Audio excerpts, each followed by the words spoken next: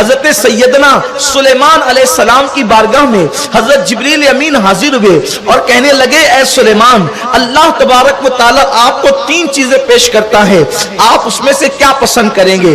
ایک تو یہ اللہ تبارک و تعالی آپ کو علم دیتا ہے, اور دوسری چیز یہ ہے کہ اللہ تبارک و تعالی آپ کو جو ہے وہ بادشاہت دیتا ہے. علم اور بادشاہت میں آپ کون سی چیز کو قبول کریں گے؟ اور تیسری چیز جو ہے اللہ تبارک و تعالی آپ کو عزت دیتا ہے, عزت ہے, بادشاہت ہے اور علم ہے, تینوں میں سے کون سی چیز آپ نے پسند کرنا ہے؟ حضرت سلیمان علیہ السلام نے فرمایا مجھے تو علم چاہیے اور مجھے کچھ نہیں چاہیے.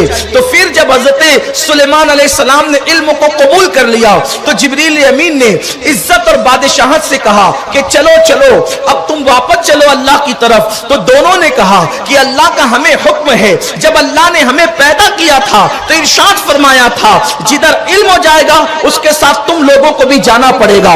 تو چونکہ سلیمان نے علم کو پسند کر لیا, قبول کر لیا, تو اب عزت بھی یہی رہے گی اور بادشاہت بھی یہی رہے گی. پھر سلیمان علیہ السلام کو کتنی عزت ملی کہ جنات ان کے تابع ہو گئے. حضرت سلیمان کو کتنی عزت ملی, پریاں ان کی تابع ہو گئی. سلیمان کو کتنی عزت ملی, ہوائیں ان کے تابع ہو گئی. تو پتا چلا علم کیا چیز ہے میرے پیارے آقا علیہ السلام کے پیارے دیوانوں. اسی لیے کسی نے کہا ہے کہ جاہل اپنے وطن میں بھی اجنبیوں کی طرح رہتا ہے, جاہل اپنے وطن میں بھی اجنبیوں کی طرح رہتا ہے, اور اہل علم دوسرے غیروں کے درمیان بھی اپنے ہم وطنوں کی طرح رہتا ہے.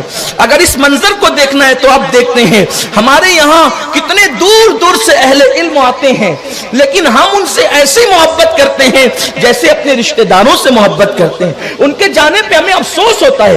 اسی طریقے سے ہم کوئی بہت بڑے علامہ تو نہیں ہیں, لیکن جب ہندوستان بھر میں کہیں جاتے ہیں تو ایسا لگتا ہے کہ یہ لوگ اپنے گھر والوں سے زیادہ ہم سے محبت کرتے ہیں. گھر کے بستر جو لوگ اپنے بچوں کے لیے نہیں نکالتے وہ ہم لوگوں کے لیے لوگ نکال کر کے لاتے ہیں. وہ پلیٹیں جس میں وہ لوگ کھانا خود نہیں کھاتے, نئی نئی پلیٹیں ہمارے لیے نکال کر کے لاتے ہیں. بتائیے یہ کتنے کرم کی بات ہے. لیکن بہرحال یہ اہل علم کے لیے, میرے لیے نہیں, مجھے تو کچھ آتا ہی نہیں ہے, میں تو آپ کا خادم ہی ہوں. لیکن بات بتا رہا ہوں میرے پیارے آقا صلی اللہ علیہ وسلم کے پیارے دیوانوں, تو میرے آقا صلی اللہ علیہ وسلم کے غلاموں, اگر دنیا میں عزت حاصل کرنا ہے, اگر دنیا میں دولت حاصل کرنا ہے تو علم کی طرف پیش قدمی کرنی ہوگی. علم دین بھی اور علم دنیا بھی, لیکن علم دین کو اولیت حاصل ہے, علم دین کو جو ہے وہ سبقت حاصل ہے, علم دین کو پرائرٹی دینی چاہیے. اس لیے کہ آپ نے اپنے بچے کو ڈاکٹر بنا دیا, انجینئر بنا دیا, جج بنا دیا, بہت پائلٹ بنا دیا, لیکن اس کو علم دین نہیں سکھایا تو وہ کھڑے کھڑے پیشاب کرے گا, وہ ماں باپ کے حقوق نہیں جانے گا, وہ لوگوں پہ ظلم کرے گا, وہ لوگوں پہ زیادتی کرے گا. آپ نہیں دیکھتے ابھی آج کل جو ہے ٹی وی نیوز پر جو ہے کتنا ہنگامہ مچا ہوا ہے, کتنا ہنگامہ مچا ہوا ہے. ایک عورت 3 طلاق کے مسئلے کو لے کر اس کو طلاق دی گئی. ابھی کل پرسوں میں خوب چل رہی تھی اور خوب ہنگامہ آرائی ہو رہی ہے, اور وہ عورت کہہ رہی ہے کہ یہ 3 طلاق اسلام کا آئین نہیں ہے, اسلام کا قانون نہیں ہے. اس کو کسی نے طلاق دے دیا, اس کے شوہر نے, تو اپنے شوہر کی ضد میں آ کر وہ عورت اسلام کے خلاف کھڑی ہو گئی. اور ٹی وی اینکرز ایسی باتیں کر رہے ہیں اس کو لے کر کے. میں تو کہتا ہوں کہ مولویوں کو تو ٹی وی پر جانا ہی نہیں چاہیے بحث میں حصہ لینے کے لیے. ان لوگوں سے, اینکروں سے یہ پوچھنا چاہیے, مرد عورتوں کے ساتھ ہمدردی کرنے والوں, وہ کون عورت ہے جو اکیلی بیوی تھی اور اس کے 5 شوہر تھے, اس کا تعلق کس سے ہے؟ ان سے بھی تو پوچھا جائے. تمہیں مسلمانوں کی بیٹیوں سے ہمدردی ہے, ذرا اس سے بھی تو ہمدردی دکھاؤ جو اس کے 5 شوہر تھے, اور وہ رہتی کہاں تھی, وہ کس کی بیوی تھی. تمہیں مسلمانوں کی طلاق شدہ بیٹیوں سے ہمدردی ہے؟ بدبختوں, تمہیں یہ شرم نہیں آتی؟ وہ کون سی عورت ہے جس کے شوہر نے اس کو جوئے میں ہار دیا تھا, اس کا تعلق کس سے ہے؟ ذرا یہ بھی تو دیکھو.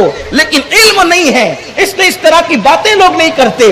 میرے پیارے آقا صلی اللہ علیہ وسلم کے پیارے دیوانوں، اور بات یہ ہے اسلام کے جتنے قوانین ہیں اس کے اندر حسن ہی ہے، اس کے اندر تدبر ہی ہے، اس میں پارسائی ہے، اس میں بھلائی ہی ہے، لیکن لوگوں کو اس کی خبر نہیں، اس لیے کہ اگر انسان غالب اور اقبال کے اشعار کی حکمتوں کو نہیں سمجھ سکتا تو لوگ میرے اللہ کے قرآن کی حکمتوں کو کیسے سمجھ سکتے ہیں؟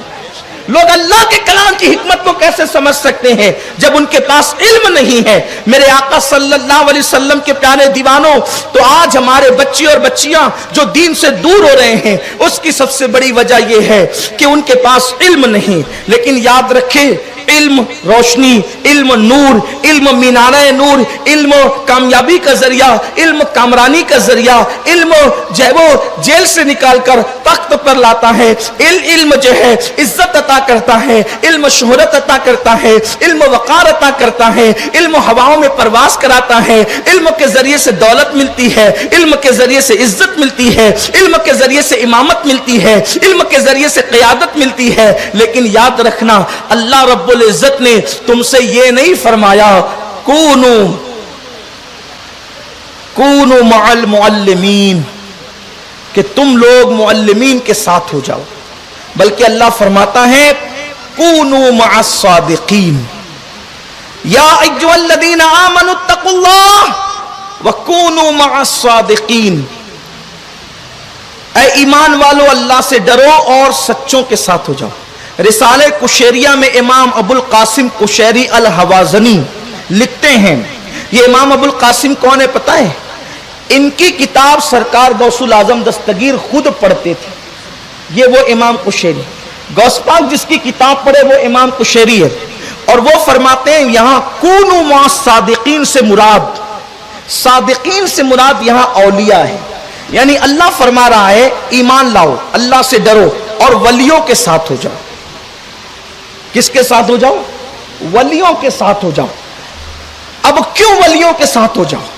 اس لیے کہ آپ دنیا کے سب سے بڑے عالم بن جائیں، پھر بھی آپ کا خاتمہ ایمان پر ہوگا، اس کی کوئی گارنٹی نہیں۔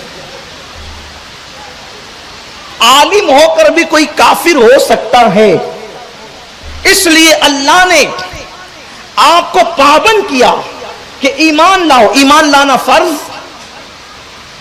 اتقوا اللہ، اللہ سے ڈرو، اللہ سے ڈرنا بھی فرض، کونوا مع الصادقین، اور سچوں کے ولیوں کے ساتھ ہو جاؤ، ان کے ساتھ ہونا بھی فرض۔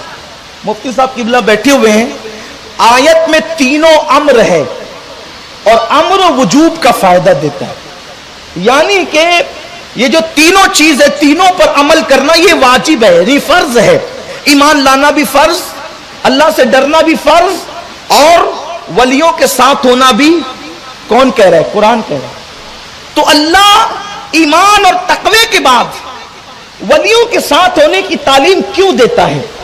اس لیے کہ جہاں عالم کا علم گھٹنے ٹیک دیتا ہے اس کے آگے ولی کی ولایت سہارا دیتی ہے۔